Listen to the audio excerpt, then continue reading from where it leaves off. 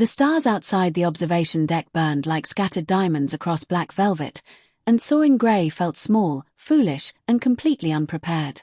The starship luminary, Queen Isara's personal vessel, hummed around him, alive with the soft pulse of alien energy, its walls seeming to breathe with each movement.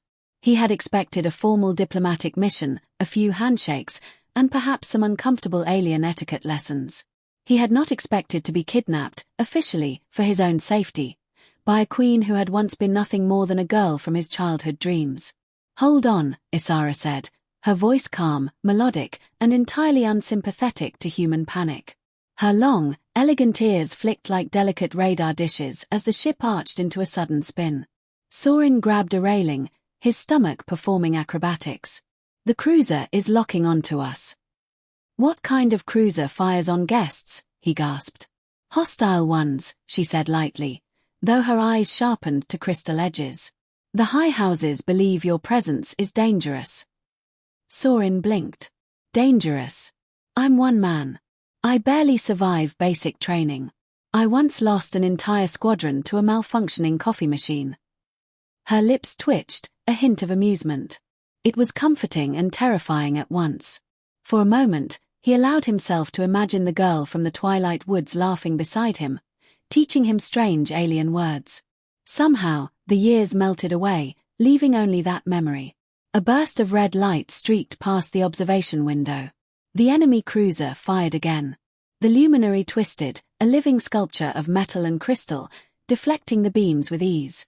Soren clutched the railing like a life raft. Do you fly this thing manually?" he asked, voice wavering. Isara's eyes glinted. "No. It responds to me. Emotion, thought, subtle gestures. Panic, and it will think you desire excitement." "I have all the excitement I can handle, thanks," he muttered.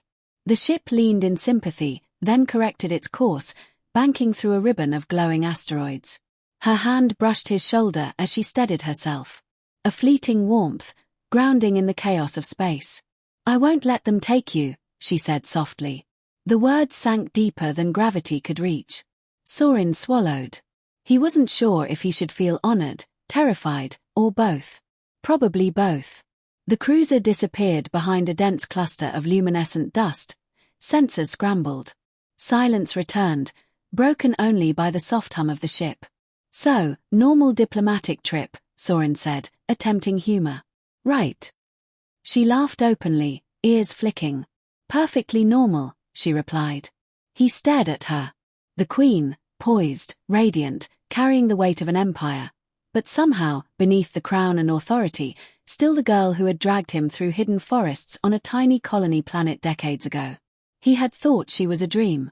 Apparently, she had remembered him, perfectly. The rest of the morning passed in a blur of motion and memory. Soren attempted to follow protocol, demonstrating knowledge of Zith customs he didn't actually possess. He bowed at the wrong angle, complimented ceremonial robes that weren't ceremonial, and accidentally triggered a healing drone that attempted to apply ointment to his perfectly healthy face. Isara observed with quiet amusement, occasionally correcting him with a flick of her hand. Finally, in a rare quiet moment, she led him to a chamber overlooking the nebula. Floating holographic cups produced steaming beverages of constantly shifting flavors. "You were the only human who spoke to me like a person," she said, voice gentle. "Not like the future queen I was supposed to be." Soren hesitated. "You glowed." Her laugh echoed like music across the chamber. "And you called me Starbeam." You did glow." She shook her head, smiling. "It mattered that you saw me. That someone treated me as a child, not a symbol." He nodded. Somewhere between embarrassment and wonder, he realized the truth. He had never forgotten her either. But the reprieve ended abruptly. An official burst in, urgency radiating like a warning flare. "Your Majesty, the High Houses request clarification. They believe this human is emotionally influencing you." Soren blinked. "I haven't even touched anything yet." Her ears twitched in amusement, betraying a shadow of worry. "They fear what you represent," she whispered. "A past I was never meant to have. A connection I was forbidden to form." Soren tried to reassure her. I'm great at diplomacy. I once convinced a squad not to punch a vending machine. That counts for something. She smiled, real and unguarded. Stay close. Everything is shifting now, and I do not trust the court with your safety. The luminary carried them back to the throne hall, tension coiling like living wire. The nobles watched him as though he were a rare insect, exotic and dangerous. Isara stood beside him, her fingers brushing his in a fleeting grounding gesture. You accuse him of manipulating me, she said when the council began their interrogation. Her voice rang across the crystalline hall, clear and unyielding. You speak of instability and forbidden sentiment, yet you forget who I was before I was queen. He was the first friend I ever had. And that memory is real. The council murmured, debate flaring like distant supernovae. But in the end, judgment fell. Sorin's presence would be recognized, a symbol of stable relations with humanity. A compromise, yes, but one carrying the weight of survival. As evening settled, they walked onto the balcony together. The twin suns dipped below the horizon, casting soft alien light across the Dominion capital. Isara removed her crown, holding it under her arm like a burden finally accepted. The path forward will be difficult, she said quietly. I've survived basic training, alien etiquette, and near executions, Sorin replied. I think I can handle court politics. Her laughter, soft and real, echoed between the crystal spires. You failed etiquette exams, she teased. Yes, but with passion, he countered. They shared a brief, precious silence, memories stretching across decades and light years. I feared the years would erase you, she admitted. They didn't, he said. They made the memories louder. Carefully, reverently, he took her hand. Her ears lifted slightly, a flicker of emotion betraying relief, comfort, and perhaps something else. They watched the city below, lights twinkling like distant stars, and above, the endless universe stretching infinitely. The improbable had happened. Two children from different worlds had found each other again. The future was uncertain. Political storms would come, enemies would strike, and survival would demand cunning, courage, and trust. Yet, standing beside her, Sorin realized something undeniable. In a galaxy ruled by strategy, ambition, and power, being truly seen, and seeing someone in return, was rarer than any victory. Ready? She asked softly. Always, he replied. And as the wind stirred her golden hair, painting the balcony in soft alien light, Sorin Grey understood one thing clearly. Sometimes, the greatest adventures began not with war or diplomacy, but with memory, trust, and the unlikeliest of friendships rekindled across the stars. Sorin blinked. Twilight forests. He remembered that phrase. He swallowed. Well, he said cautiously, in my experience, children in forests tend to survive more than those who ignore them. Not that I, know anything about ruling worlds, of course. His attempt at humor elicited a mixture of gasps and eye rolls. Isara's lips curved into a faint, knowing smile. He speaks honestly, and sometimes honesty is more valuable than centuries of protocol. Her words carried like a warm wind through the icy tension. The chamber fell into an uneasy silence. Then, one by one, the nobles began to speak, weighing Isara's words against their fears. Arguments rose, voices overlapping, colors flickering and changing as the holographic displays tracked their emotions.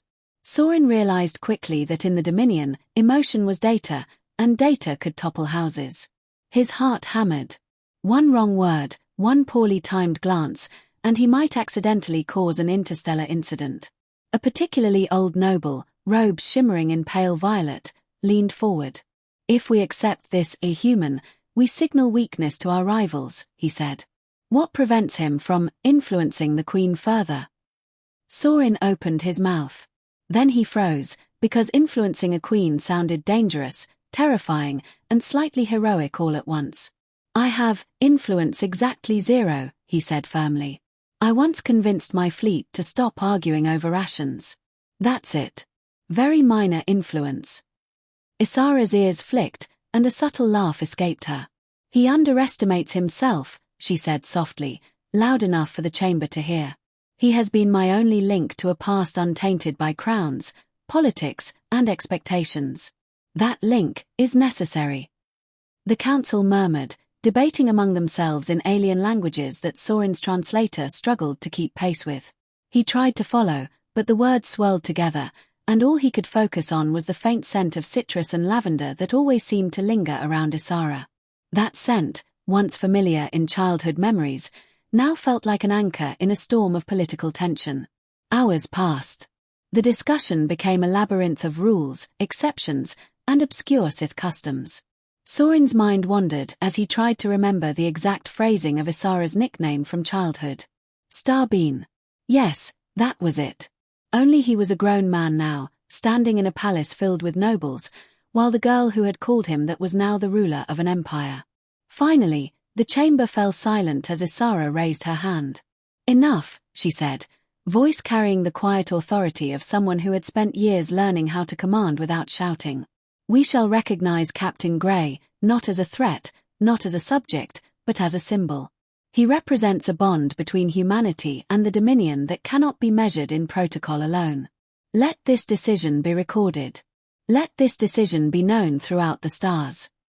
The nobles stared. Some nodded reluctantly. Some whispered curses under their breaths. Soren felt as if the ground beneath him had turned solid again after years of floating in confusion. He exhaled, relief washing over him in warm waves. Isara descended from the throne, walking toward him. Her presence was calm, measured, but every step seemed charged with the weight of history and memory. You have survived the first test, she said softly. The council may not yet trust you, but they will learn. Soren swallowed. First test, he asked. Is there a second? Her smile was a mixture of mischief and warning. There is always a second. Politics is rarely satisfied with one obstacle. Before he could respond, alarms blared through the palace. A low, resonant hum vibrated through the floors. Soren's stomach plummeted. That does not sound like diplomacy, he muttered.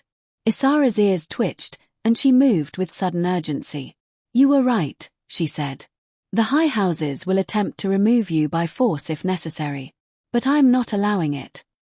Soren followed her to a side corridor, polished and empty except for subtle glowing patterns that shifted as they passed.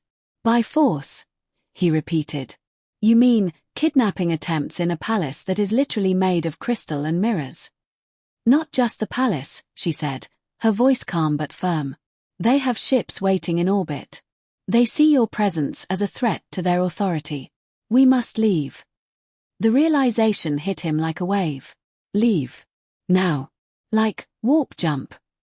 She gave a subtle nod. We have no time for debate. The starship awaits. They emerged onto a balcony overlooking the capital city, where sleek cruisers streaked across the sky. Soren's mouth went dry. These were no ceremonial vessels. They were armed, glinting red in the morning sun. So, normal diplomatic trip, right? He said, voice trembling slightly. Isara's eyes softened, but she did not falter. Normal is boring, she replied, almost teasing. Come. Time for the starship. They sprinted down the corridors, past floating attendants who parted with precision and polite murmurs. The main hall of the palace, once a site of debate and judgment, now seemed alive with tension, the crystals vibrating faintly in anticipation. Soren had no choice but to follow, every footstep echoing with the weight of inevitability. The starship awaited outside, hull shimmering like liquid silver under twin suns. As they boarded, Soren realized he had never felt such a mixture of awe, fear, and excitement. The vessel pulsed, responding to Isara's presence, and then to his. It seemed to sense the connection between them, recognizing the delicate balance of trust, history, and danger. Once inside, the controls responded to Isara's hands, holographic displays shifting as if alive. We must move quickly, she said. They will attempt pursuit immediately. Soren braced himself as the ship lifted effortlessly into the sky.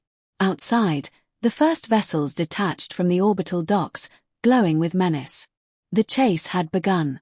For the first time, he allowed himself to look at Isara, really look, and not as a queen, not as a ruler, but as the girl who had once taught him alien words in the twilight forest. She met his gaze and nodded, silent reassurance in her eyes. We face this together, she said without words. And in that moment, Sorin understood. Survival in the Dominion, navigating politics, escaping assassination attempts, and surviving the unknowns of interstellar war, all of it seemed possible with her at his side. The starship surged forward, gliding through the pale nebula, leaving the city and its fragile politics behind. The first volley of pursuit beams hit the void around them, scattering harmlessly as Isara guided the vessel with a dancer's precision. Sorin clung to the rail, marveling, panicking, and laughing all at once. Normal diplomatic trip, he muttered again. I've officially redefined that phrase. Isara's ears twitched in amusement, and for the first time in decades, Sorin felt certain of something. Not victory, not safety, not certainty of outcome, but certainty of connection.